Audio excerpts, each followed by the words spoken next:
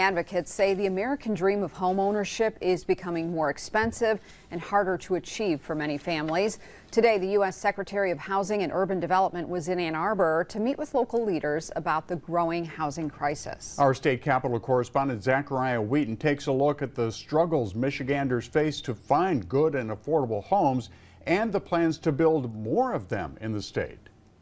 Home values and the cost of rent in Michigan have been steadily rising since 2016, and housing advocates say it's only gotten worse since the pandemic. And that's why the Housing and Urban Development Secretary visited Ann Arbor on Thursday to talk about how they're bringing more affordable housing to the state. One of the things that we're really focused on, though, is making sure that we have resources moving into the future.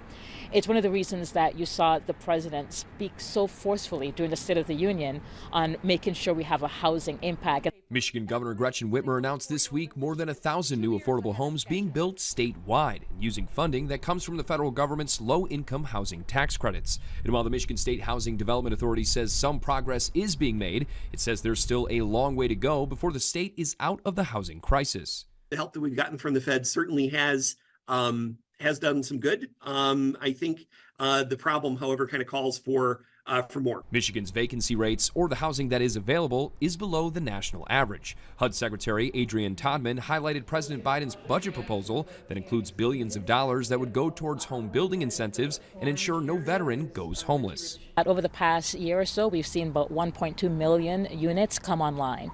That's a big number, and we're excited about that. And we've seen the impact of that in pockets across the country with rents going down. Both Secretary Todman and state officials agree that more work has to be done, as it's estimated that 18% of Michigan families are spending more than 30% of their income on housing expenses.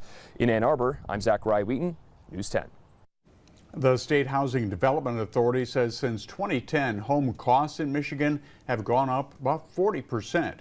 Wages only increased 14% during that same time period, making it harder for people to afford a mortgage or rising rents.